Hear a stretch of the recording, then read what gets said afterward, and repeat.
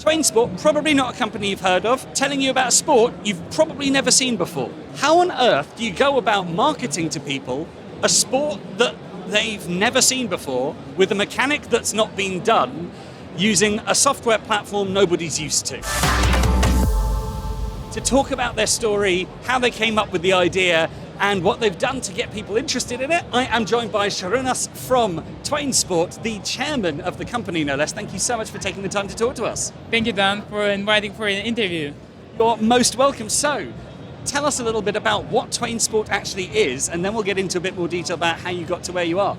All right, so Twain Sport is a brand for new hybrid sports. There are real athletes competing on a real court, but there are some computerization included into the game. We have two games, football themed and basketball themed games, but the concept is basically the same. There are 3 or 4 racks on the court, and the players have to go to the randomly selected rack by a computer.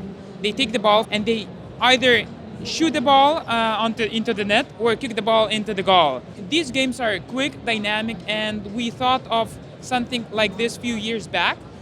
We saw the numbers of traditional sports getting down by millennials, by Generation Z. They live in TikToks, they live in Instagram Reels age. So they want everything here and now. So, we see the numbers from the NBA that younger people, they don't watch full games anymore. That means that people don't have much time for traditional sports, for 2-hour length content.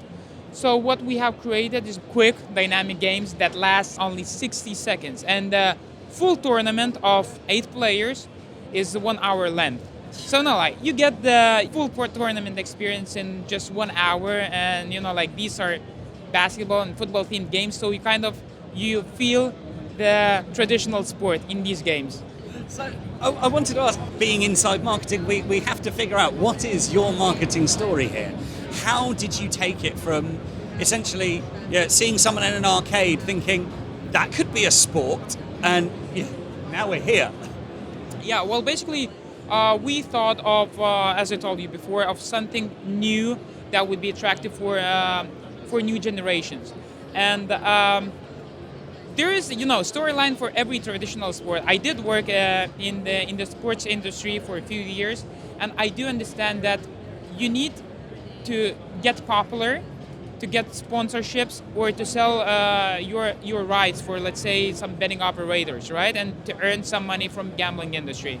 In our case, we just went a different way. We understood that this sport is interesting for gambling before it gained popularity in sports industry. So we thought let's go different way, totally different way. Let's offer our product for gambling industry because it is interesting for gambling. We believe we can get popularity within gambling industry, and it's the same people watching the sports. Whether you're watching it on some betting operators' websites or on TV, it's still the people are the same. So we believe we can gain the audience in gambling industry, and we believe this could bring popularity for the sports, and this is how we aim to get some partnerships and to spread the message about this new product and this new project. So is that the strategy then for the next year, is to work on the partnership side of things? Yeah, of course, this is strategy on the partnership side, but of course, we do understand you need, for people to get into the sport, they need to experience it. Now we have this hybrid sports arena in Lithuania only, as we launch this sports in this country, but we aim to go globally. We have partners, the Bet Games, the company we're in partnership with, have partners in various countries.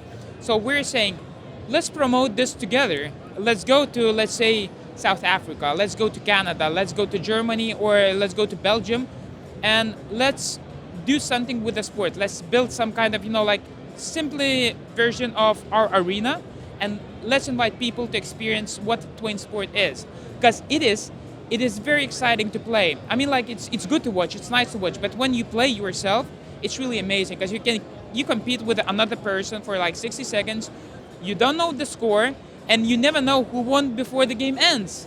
So that's really exciting. That's really fast, and maybe it seems really simple. No, it's not. I tried it myself. It's really hard to make these shots, and even, I mean, like we do have professional athletes from former national team players who competed in European Championships or in FIFA World Cup qualifiers, and they still struggle in the sport. That means it's not that easy, or as easy as it looks. So I mean, I would like many sport fans to experience this sport to find out how exciting it is, but that's at the same time how hard it is to compete in this sport as well. Funny you mentioned the fans. That was something I wanted to ask about.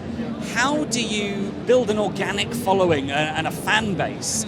It's a lot easier to be a team in an existing sport and generate interest as a team than to say, this thing you've never even tried before, to get the public interested and invested in it. And not, when I say invested, I don't mean financially invested, I mean mentally invested. Well, we understand it's not going to happen over the night, and probably not over the year. It might take a couple of years or even more for the fans to get interest in this sport. And of course, we should start with the athletes first. When we were thinking of the product, we thought like, okay, this should be a good sport, but it's not enough. We need athletes to become characters, so they could be interesting for audience on social media, let's say. So our aim is basically to find those athletes who would be characters. Like probably the best example would be WWE, which they go, well, they went further ahead, right? But I mean, it's theatre with sports. Yeah, it's more theatre. I do understand, but if you take a bit from their side, no offense, WWE fans, by the way, and use in our sports, I mean that could be one step forwards, getting more attention from the fans. Another idea, well, basically, we thought of the athletes. They should be, some of them could be known athletes. So what we did, we just hired some professional athletes, but they currently all the Lithuanians at the moment. What our aim is basically to have more international players, including some, former national team players, so they could spread the message. The brand ambassadors, of course, that could happen as well.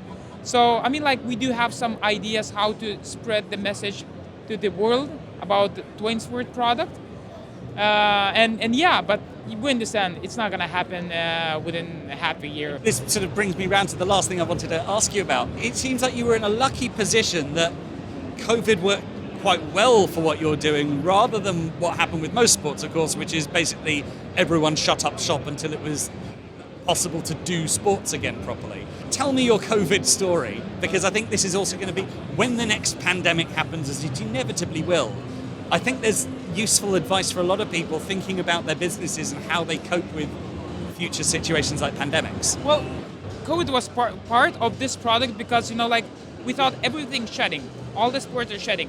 And this kicked off let's do something that would be possible when COVID is here, because we don't need 20 people on the court. We don't need referees. We don't need fans. So it's really safe, and it's just one-on-one. So I mean, we were thinking of this product a few years before, but when COVID came, we said let's go, let's do it. This is the moment. We should do it now. So what did you do then to get the word out there?